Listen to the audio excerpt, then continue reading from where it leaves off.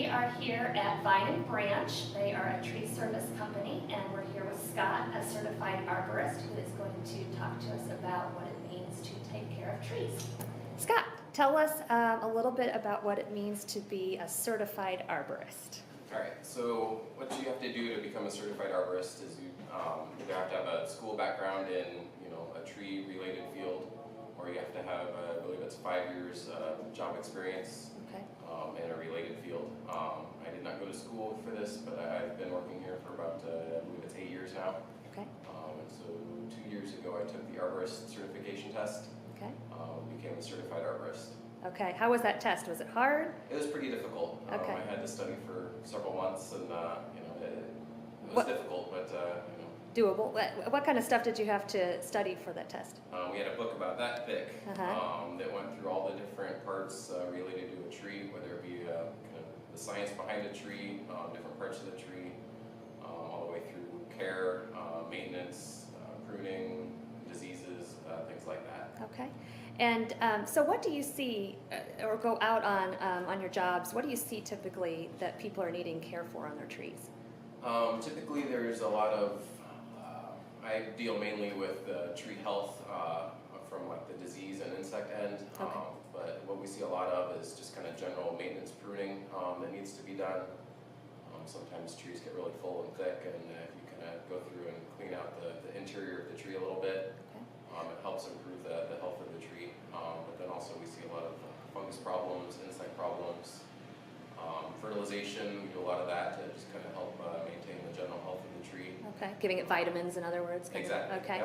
Yep. Tell me a little more about the diseases and how you treat them. You said there's funguses, there's insects. Yep, there's funguses. For treatment of that, we spray on, it's a fungicide. It's kind of like a tree medicine, so to speak. Okay. And it's all in the timing of that. In the springtime, when the trees, the buds start to open up and those leaves start to come out, is the perfect time to spray that on there. And that's what we do for that. For the bugs, it kind of depends on the bug. Some bugs we spray with an insecticide. Some bugs we put a product on the ground around the tree, and then the tree roots kind of soak that up and take it up into the canopy of the tree, and it gets treated that way. Our scouts are going to be learning about chestnut blight, and I know there's something going on with ash trees right now. Are you planting any of those kind of trees at this point? Ash trees we definitely don't plant. Okay. The emerald ash borer is a really bad bug that really has done a number on all the ash trees in the area. Okay. And really the whole Midwest, Is there any Illinois. prevention for that, or? No, there you can treat it, but it's really hard to really maintain it because there's so many bugs. That what we do is it's kind of like a treatment for it, but the bugs have to eat the tree before the treatment does anything. Oh, okay. It's So not like a preventative, it's not like a spray that keeps them away. It's just something that controls it. Exactly. Okay. What are some just general tips that you can give people that are trying to take care of their trees? What suggestions do you have? Biggest thing would be water. Make sure your trees get plenty of water. We like to say about 1 inch to 2 inches of water every week during the growing season. So when it's not raining, you need to water your trees. Okay. That's always the biggest thing. And then, kind of just general pruning maintenance, getting the dead wood out of there because that can attract bugs and things like that. And then fertilization, every once in a while is always a good thing too. Okay, and if they start to see some signs of fungus or insects, call you. Exactly. Okay, I appreciate your time, and the scouts appreciate your time. Thank you so much. You're welcome. Before you make a decision about what tree to plant, you might make sure it is one that is suitable or can live in the weather zone you live in. This map shows the different planting zones for the United States. Which zone are you in? You should only plant trees and plants able to live in that zone. Next, you'll also want to make a decision about a suitable spot for your tree. On average, roots will spread at least as far as the tree canopy, or the top of the tree, is wide. Consider what you can find out about the mature height and width of your tree, and do not plant too close to sidewalks or building foundations, or this may happen. Don't plant near power lines if your tree is estimated to grow that tall, or the city may trim your tree like this for you. When you bring your tree home, it may have its roots protected in burlap or cloth and wrapped in twine or even wire caging. Or your tree may come in a container. Keep the roots moist and handle with care. Only remove the protective cloth or container when you are ready to plant it in the ground immediately. You will want to remove all strings, wires, cloths, containers, and tags before planting, or this could happen. This is tree girdling, where the phloem tubes that carry sugars and nutrients to the entire tree can get cut off as the tree tries to grow but can't correctly because the man-made rigid wires and tubing or tags get in the way. This diagram shows the proper way to plant a typical tree. You will need to dig a hole 2 to 3 times the size of the root ball. This allows for water and oxygen to circulate around the loosened soil you create when you put the dug up soil back. The top of the root ball, called the flare, because it's a little bit wider than the rest of the trunk, should be above the ground level. As you fill the hole back up with dirt, mulch should only be 2 to 3 inches thick and never resting against the trunk of the tree. This diagram shows how to plant a typical tree step by step. Again, a large hole 2 to 3 times the size of the root ball is dug. Don't place the tree too deep. The flare must be above ground. And mulch should only be at least 2 inches away from the tree trunk, and you need to keep the mulch over the dug hole moist throughout the growing season for its first year. Keeping the mulch bed moist for the tree requires watering at least once a week for the first year. It can be done by soaking the area with a bucket of water, leaving a slow drip soaker hose on it, watering with a sprinkler, or pushing a long tube down to release water deep near the roots, called the deep root needle method. Of course, you could invest in the bags that are filled with the same substance in diapers that absorb a lot of water and can slowly release it into the ground for the trees as needed. So again, there is a right way to plant a tree and many errors to avoid. Roots not put in the ground in the down position or shoved into the holes so they don't have room and get tangled, or the roots are simply too deep. Leaving roots above ground, planting over rocks or in poor soil, and leaving a root drying air pocket or space in the ground are also problems to be avoided. Look around your neighborhood or local community. Do you see mulch volcanoes? This is when too much mulch is put around trees. This is way more than 2 to 3 inches thick and goes right up against the trunk. This could lead to rot and infection. The tree and pictures on the right show a proper mulch ring where water can be absorbed easily for the roots, but the flare is allowed space. See how rot at the flare can cause the tree to weaken and eventually fall?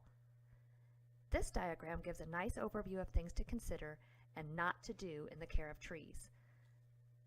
Unnecessary packaging and wrappings aren't removed. There isn't enough space for the root ball. Mulch is too close to the trunk. A tree stake is placed into the root ball and is incorrectly placed for too long. Pruning is not done, or is done poorly. Staking should only be done if your tree will have exposure to wind that makes it necessary to keep the tree standing. Otherwise, do not stake your tree. The single stake is placed on the windward side, the side facing the oncoming wind. The stake is tied to the tree with a figure 8 as to minimize any rubbing of the stake against the tree trunk. Never use wire, plastic, or bare string to tie a tree to a stake. Always use soft tubing that is smooth, broad, and somewhat elastic and giving. 2 stakes can be used on either side. The ties, called guys, should be taut but not super tight. The tree needs to be able to sway a bit but not blow over. If the tree has a trunk larger than 3 to 4 inches in diameter, 3 stakes are suggested attached about halfway up the trunk and out to the ground stakes at 45-degree angles. If you have planted a softwood tree like maple or crabapple, you might consider wrapping your tree for the first year's winter in a soft paper cloth tape or surrounding it in a tube that can protect it from something called sun skating, which happens when the tree is under intense sunlight warming it, followed by rapid cooling and freezing temperatures. This is also good to do to protect a damaged trunk or limb until it has healed itself. This spring, after the tree's first full year, you might consider some light pruning or trimming to keep its shape. There is a wrong way and a right way to prune, of course. Always leave a leader branch at the top of the tree. Also leave branches up and down the trunk. Don't just chop off the bottom branches only. Cut your tree limbs at an angle and just above a bud or collar area. This shows a step-by-step about how to select which branches to prune in a tree. Starting with number 1, remove any broken or dead branches. Next, remove any competing leader stems at the top. And then prune out branches alternating around the tree side to side and from top to bottom. The tree will become stronger and more attractive with proper pruning. Fertilizing trees is a way to give trees extra vitamins for health. Check the directions on the fertilizer bag. You can sprinkle fertilizer, water it in, or deep root inject fertilizer. Unfortunately, our trees get damaged either by storms, accidents, poor pruning, or simply old age. Sometimes drastic measures must be taken, like glues, bolts, and metal rods to secure the tree.